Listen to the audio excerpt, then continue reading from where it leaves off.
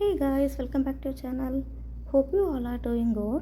Guys, நம்ம இந்த வீடியோவில் என்ன பார்க்க போகிறோம்னா எல்லாருக்கும் ரொம்ப பிடிச்ச தக்காளி சாதம் தான் கைஸ் செய்ய போகிறோம். இதுக்காக முதல்ல ஸ்டவ் ஆன் பண்ணிவிட்டு ஒரு குக்கர் எடுத்துக்கோங்க. குக்கர் நல்லா சூடானதும் கொஞ்சமாக ஆயில் ஆட் பண்ணிக்கோங்க. எண்ணெய் நல்லா சூடானதும் கொஞ்சம் ஸ்பைசஸ் ஆட் பண்ண போகிறோம். அதுக்காக ஒரு பட்டை, ஒரு ஏலக்காய், ஒரு கிராம்பு, ஒரு பே லீவ்ஸ், கொஞ்சமாக சோம்பு ஆட் பண்ணி நல்லா பொரிய விடுங்க. ஸோ இந்தளவு பொரிஞ்சதும் இதோடவே ஒரு பெரிய சைஸ் ஆனியனை ஸ்லைஸாக கட் பண்ணி ஆட் பண்ணிக்கோங்க. இந்த ஆனியன் கூடவே 2 க்ரீன் சில்லியுமே ஆட் பண்ணி நல்லா வதக்கி விடுங்க. இந்தளவு வதங்கினதும் கொஞ்சமாக புதினா கொத்தமல்லி ஆட் பண்ணி வதக்கிக்கோங்க. புதினா கொத்தமல்லி இந்தளவு வதங்கினதும் இது கூடவே நம்ம 1 டேபிள் ஸ்பூன் இஞ்சி பூண்டு பேஸ்ட்டு ஆட் பண்ணி அது ராஸ்மல் போகிற வரைக்கும் நல்லா வதக்கிக்கோங்க.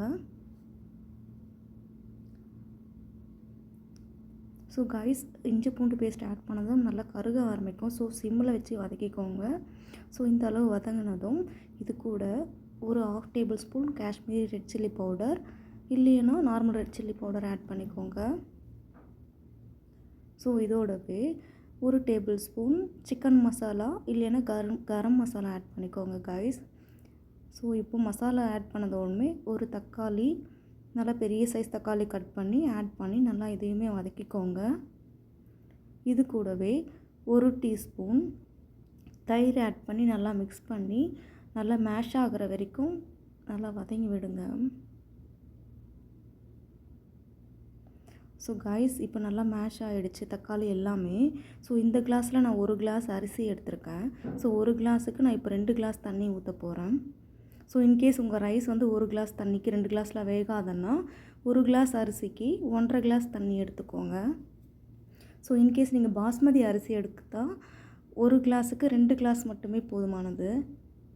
ஸோ இப்போ நல்லா தண்ணியெல்லாம் ஆட் பண்ணிவிட்டு நல்லா கொதி வரட்டும் கைஸ்.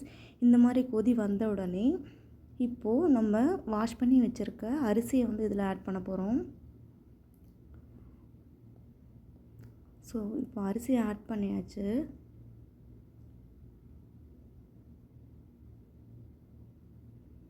ஸோ இப்போது அரிசி, இந்த மசாலா, இந்த தண்ணி எல்லாம் நல்லா மிக்ஸ் பண்ணட்டும் கைஸ். ஸோ மிக்ஸ் ஆனதுமே லாஸ்ட்டாக நம்ம கொஞ்சம் உப்பு இருக்கான்னு செக் பண்ணிக்கோங்க. இந்த ஸ்டேஜில் உப்பு இருக்கான்னு செக் பண்ணி இன்கேஸு பத்தலைன்னா அடிஷ்னலாக ஆட் பண்ணிக்கோங்க சால்ட்டு. கைஸ், இப்போ நம்ம கொஞ்சம் நல்லா மிக்ஸ் பண்ணி விட்டுட்டு அடுத்து நம்ம குக்கரோட லிட்டும் போட்டு நல்லா மூடி வச்சு ஒரு 2 விசில் வந்து நம்ம வேக வைக்க போகிறோம். ஸோ இப்போ குக்கர் வந்து மூடியாச்சு. 2 விசில் வர வரைக்கும் வெயிட் பண்ணுவோம் கைஸ். ஸோ இப்போ 2 விசில் வந்தாச்சு. இப்போ நம்ம விசில்லாம் ரிலீஸ் பண்ணிவிட்டு நம்ம குக்கர் ஓப்பன் பண்ணி பார்ப்போம் நம்ம தக்காளி சாதம் எப்படி வந்திருக்கு சொல்லிவிட்டு.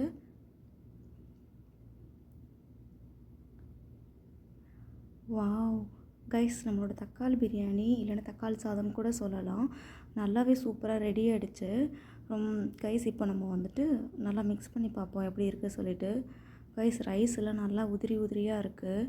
ஸோ ரொம்ப குழஞ்சியுமே போகலை. நான் இப்போ வந்து 1 கிளாஸுக்கு 2 கிளாஸ் தண்ணி தான் ஊற்றிருக்கேன். இன்கேஸ் உங்களுக்கு வந்து பெரிய அரிசியாக இருக்குது, உங்கள் அரிசி வந்து 1 கிளாஸ் தண்ணியில் 2 கிளாஸ் தண்ணியில் வேகாதுன்னா நீங்கள் 1 கிளாஸுக்கு 1.5 கிளாஸ் ஆட் பண்ணிக்கோங்க கைஸ். ஸோ நம்மளோட டொமேட்டோ ரைஸ் வந்து நல்லா சூப்பராக ரெடி ஆகிடுச்சு. அண்ட் நான் டேஸ்ட்டு பார்த்துட்டேன், மீன்ஸ் எல்லாமே கரெக்டாக இருக்குது கைஸ். ஸோ எல்லாேருக்கும் ரொம்ப பிடிச்ச தக்காளி சாதம் வந்து நம்ம செஞ்சாச்சு. ஸோ இதே மாதிரி உங்கள் வீட்டில் நீங்கள் செஞ்சு பார்த்துட்டு கமெண்ட் பண்ணுங்கள். ஓகே கைஸ், தேங்க்யூ ஃபார் வாட்சிங்.